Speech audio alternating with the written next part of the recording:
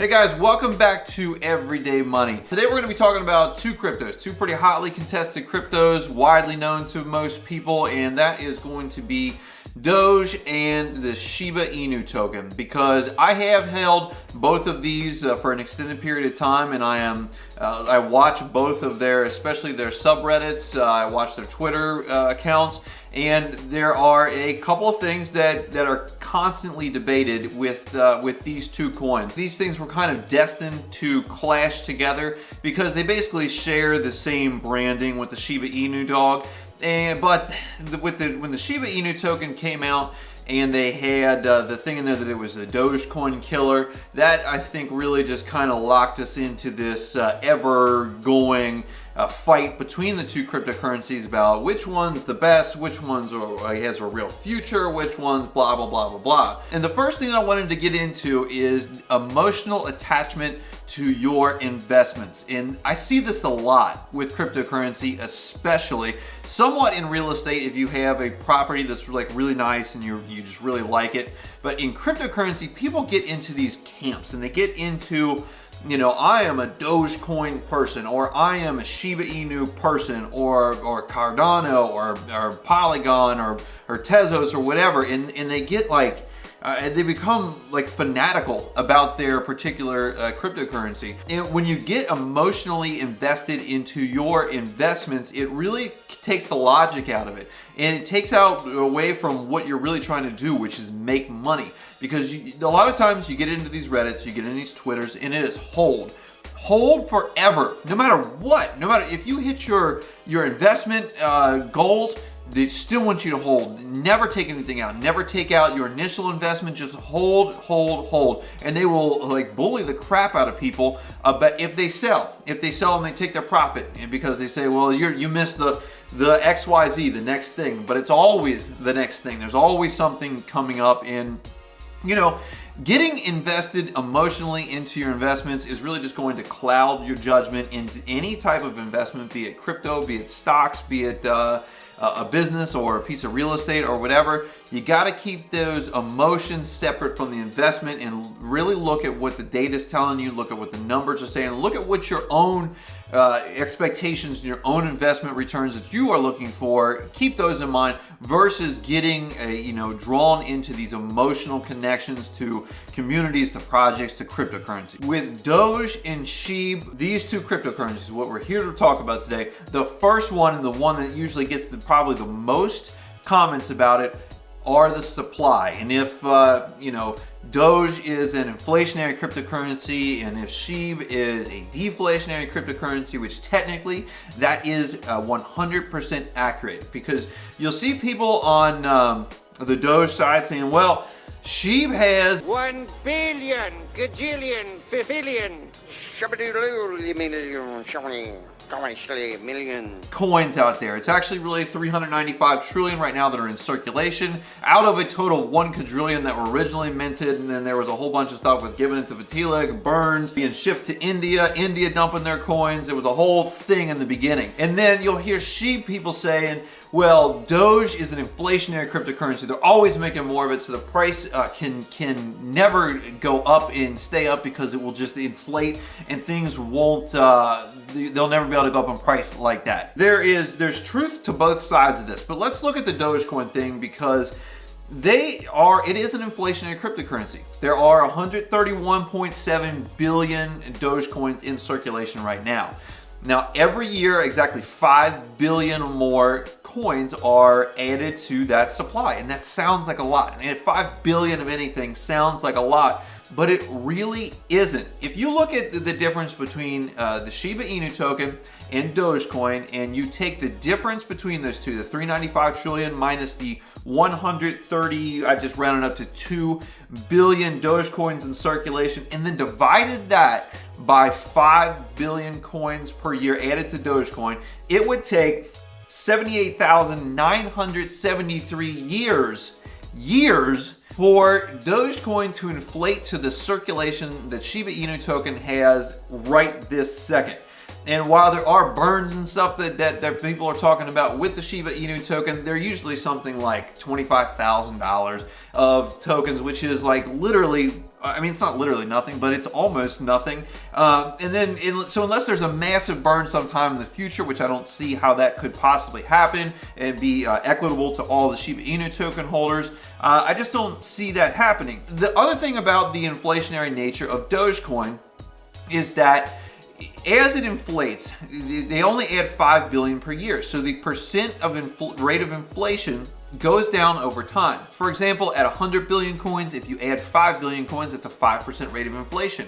At 200 billion coins, when you add 5 billion coins, that's only a 2.5% rate of inflation. And when Dogecoin inflates up to 500 billion coins, that is only a 1% rate of inflation. Now, if you've seen it in my other videos, I usually use the approximately 3 to 3.5% average rate of inflation in the United States, even though we all know it is likely much higher than that. But once you get into a range where the Dogecoin inflation is less than the actual rate of inflation, it becomes a relatively deflationary asset, even though it is inflating over time. So on the coin supply there, that is a myth, or maybe not a myth, but just a talking point that needs to be debunked, that Dogecoin, just because it inflates, is never going to go up in price, because really Shiba Inu token is essentially pre-inflated to about 80,000 years ahead of where Dogecoin is right now. The technology that these two cryptocurrencies are based on are completely different, okay? For one, Dogecoin is just much older. It was created in 2013, which is only about 4 years after Bitcoin came around, and it was created as a joke between programmers. And I read an article where they had said that Dogecoin actually took like very little time to code and put together. Like he was like, I really didn't think much of it at all, the programmers that they interviewed. So there wasn't a lot of thought put into it on the front end. It's built on its own blockchain, which makes it very hard to integrate with other cryptocurrencies, makes it hard to do smart contracts and things of that nature without having other projects that are able to wrap themselves around the Doge blockchain and be able to kind of sort of do smart contracts. Shiba Inu token is based on the Ethereum network. It's an ERC20 token, which makes it very interchangeable and very scalable. This project has its own decentralized exchange. It has an ecosystem of other coins that you can exchange and you can stake, and you can farm your Shiba Inu tokens to earn other tokens such as Leash or Bone, and they have the ability to do things like smart contracts and such on the Ethereum network, which altogether just shows that there is a ton of development around the Shiba Inu token, whereas on the Dogecoin side, it's basically just been essentially the same as it was when it first came out, and there hasn't really been a whole lot of development on that end. Now, from the standpoint of why these things are growing, what is going on with them, there's again kind of two totally different fields of view here. On the SHIB side, it has been a lot of basically grassroots community effort moving forward. Now, before you unsubscribe and hit the dislike button from the Dogecoin side, I know that you all have had a great community involvement. I know I watched it as it was running up. SHIB has also had organic growth, and it's had growth in the fact that the developments that I just recently mentioned, the decentralized exchange, the ecosystem, and being able to do smart contracts, being able to have it on the Ethereum network, it has, in my opinion, made it be able to grow faster than Dogecoin does, because Dogecoin sat in a very low price for a very long time before it shot up, and these are all relative things. These are because relative to when they first started to where they are now. Dogecoin, and I think that most people can agree with this, that a lot of the growth of Dogecoin, at least the rapid growth that we saw that made it go up to about 0.7 to 76 cents, was in large part due to Elon Musk. His tweets, the things that he would say about it, the hype of him coming on Saturday Night Live grew Dogecoin. I can remember looking in the Dogecoin subreddits, and they were saying that we just need Elon Musk to hit that tweet again, hit that Twitter, and pump us up. And the funny thing about that is that the same thing that caused massive pumps for Dogecoin is the same thing that basically undid it. When Elon Musk went on Saturday Night Live and declared Dogecoin a hustle, joke or not, whether he was joking about that or not, that was the end of the run-up for Dogecoin, at least in the recent past. Since then, it had pretty quickly fallen through 50 cents, down through 40 cents, and has essentially just been trading between, the 20s and 30s since then, really. And there hasn't really been a big breakout moment that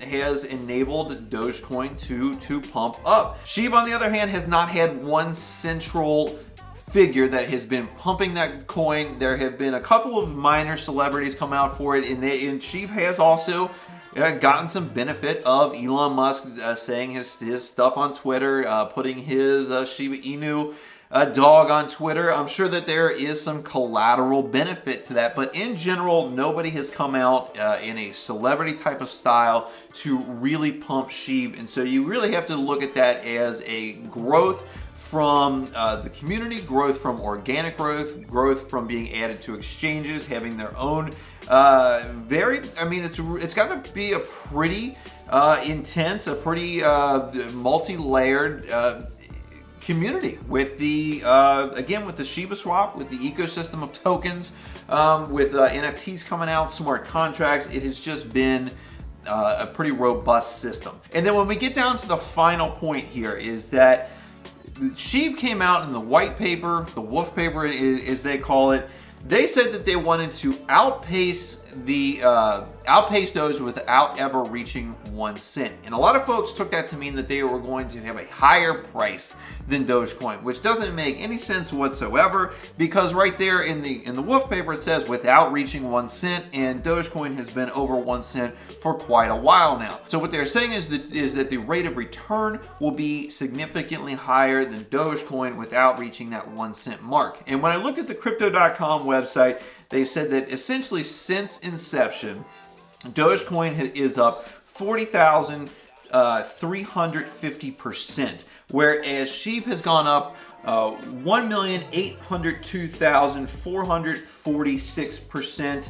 And again, these are numbers from Crypto.com, so they may not be entirely accurate, but just using those numbers alone, the Shiba Inu token has outpaced Doge without even coming near 1 cent. I mean, we've just recently got back down to 0.4 zeros, and then we've been in the 2-3 range, whatever. Again, like I said before, please do not get angry, do not unsubscribe, do not dislike simply because I said something that you didn't like about Doge or that you didn't like about SHIB. The thing is that each one of these has the potential to make investors a lot of money. The Doge has been on a downtrend, and it's been flat for several months since Elon Musk went on Saturday Night Live and declared it a hustle. On the flip side, SHIB has been on a tear in the recent weeks, but it had been also flat for the 5 or 6 months prior to its recent run-up in price. Now, there's things that are happening for SHIB right now, being listed on exchanges, stuff's happening for it. And right now, it is doing well, but do not get attached emotionally to Doge because it had done well. Do not get attached emotionally to SHIB because it is doing well currently.